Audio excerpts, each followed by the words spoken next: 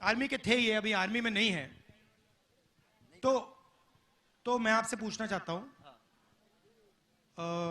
अग्निवीर से देश को फायदा है नुकसान है? नुकसान है सर। भैया भैया इनको बताओ, अग्निवीर से देश को क्या नुकसान है? सर ये आप लोगों की सुरक्षा के साथ खिलवाड़ हो रहा है। ये कोई 4 साल की नौकरी मात्र नहीं है, ये देश की सुरक्षा के साथ खिलवाड़ किया जा रहा, आप लोगों की सुरक्षा के साथ खिलवाड़ किया जा रहा। ये सिर्फ पेंशन की बात नहीं है, ये भारतीय सेना किसी के बाप की बपौती नहीं है, ये हमारी और आपकी सेना है, हर लोगों की सेना है, जिसकी वजह से मैंने इस सच्चाई को जब बोला था कि भारतीय सेना के साथ खिलवाड़ नहीं होना चाहिए, तो इस वजह से मैंने त्याग पत्र दिया। लेकिन उन्होंने बोला ये चीजें मान्य नहीं है, इस चीज को दबाया गया। अच्छा मुझे एक बात बताइए,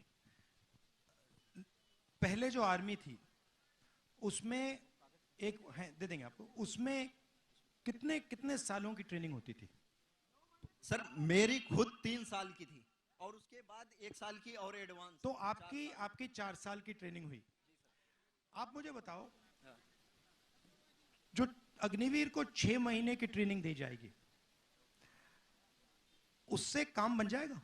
सर वो भी ट्रेनिंग प्रॉपर नहीं हो पा रही, उससे कहीं काम नहीं बनने वाला। वो सेना को बिल्कुल कमजोर किया जा रहा है। आने वाले समय में हम, जो स्वर्गीय नेताजी कहते थे मुलायम सिंह, कि हमें पाकिस्तान से डर नहीं है, हमें चीन से डर होनी चाहिए। चीन से मतलब मुकाबला करने के लिए अपने सैनिक को मजबूत बनाना चाहिए। लेकिन ये लोग अभी हमें ऐसा कमजोर कर देंगे कि आने वाले समय में पाकिस्तान से भी मुकाबला करने में सोचना पड़ेगा, अगर ऐसी व्यवस्था लाई गई तो देखिए, पहले क्या था, पहले लाखों युवा सुबह उठ के 5 बजे 2-3 घंटे दौड़ते थे, पुलअप्स करते थे, पुशअप करते थे, वर्जिश करते थे आर्मी में जाने के लिए। उनके दिल में देशभक्ति थी, वो जाते थे। सेना बहुत सारे लोगों को नहीं लेती थी, चुनकर लोगों को लेती थी। मगर जब एक व्यक्ति सेना में जाता था तो उसको सेना 2-3 गारंटी देती थी। पहली गारंटी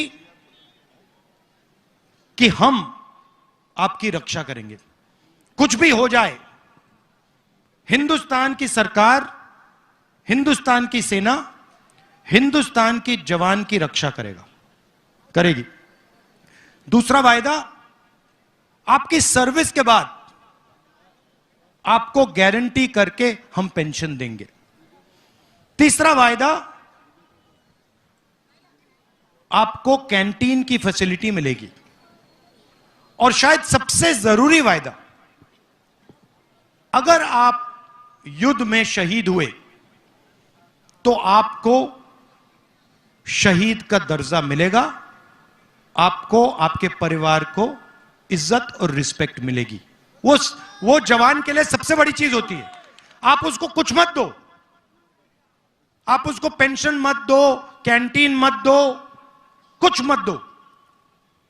हिंदुस्तान के सैनिक को आप सिर्फ शहीद का दर्जा दो, वो जिंदगी दे देगा। अब इन्होंने क्या किया, अग्निवीर लाए। चाइना के सैनिक 3, 4, 5 साल की ट्रेनिंग करेंगे, उनको पेंशन मिलेगी, उनको कैंटीन मिलेगी, उनको बाद में रोजगार मिलेगा। और हमारी साइड जो लड़ेगा उसको 6 महीने की ट्रेनिंग मिलेगी और उसको कहा जाएगा कि भैया देखो, आप अग्निवीर हो, आपके साथ ये लड़ रहा है, ये अग्निवीर नहीं है। अगर आप शहीद हो गए तो आपको ना पेंशन मिलेगी, ना शहीद का दर्जा मिलेगा। और आपके साथ ये जो लड़ रहा है, अगर ये शहीद हो गया तो इसको हम पेंशन देंगे, इसकी हम रक्षा करेंगे, इसको शहीद का दर्जा मिलेगा। मतलब इन्होंने हिंदुस्तान में पहली बार दो तरीके के शहीद बना दिए। एक जिसको शहीद दर्जा मिलेगा और दूसरा जिसको रिस्पेक्ट, आदर, शहीद का दर्जा नहीं मिलेगा।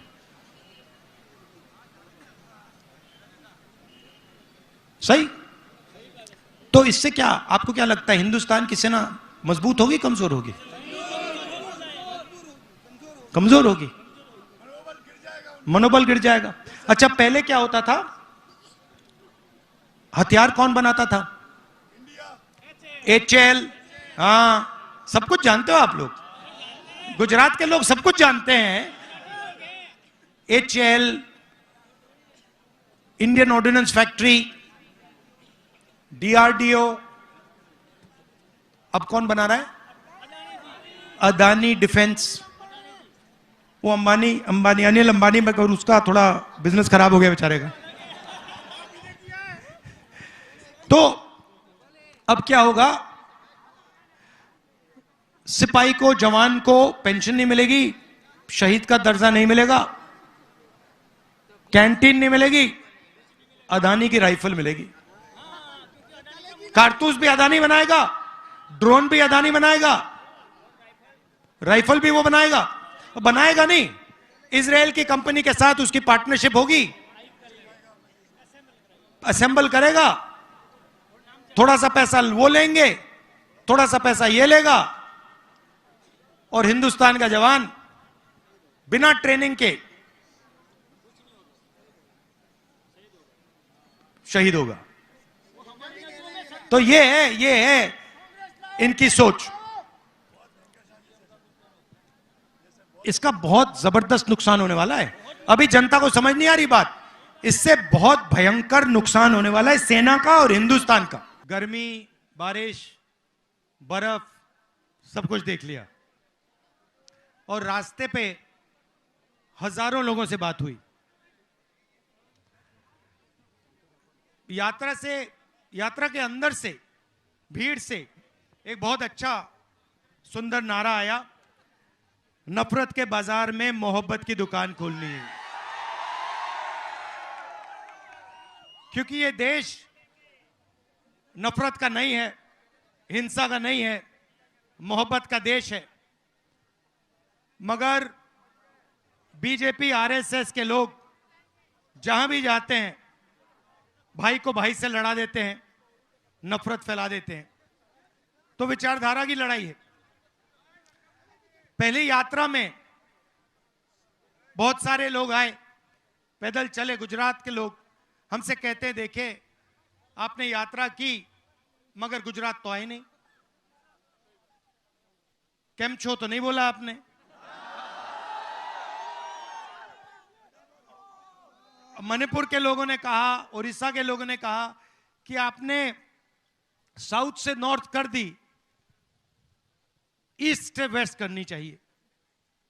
तो हमने बात मान ली। आज मैं आपके सामने यहां हाजिर हूं।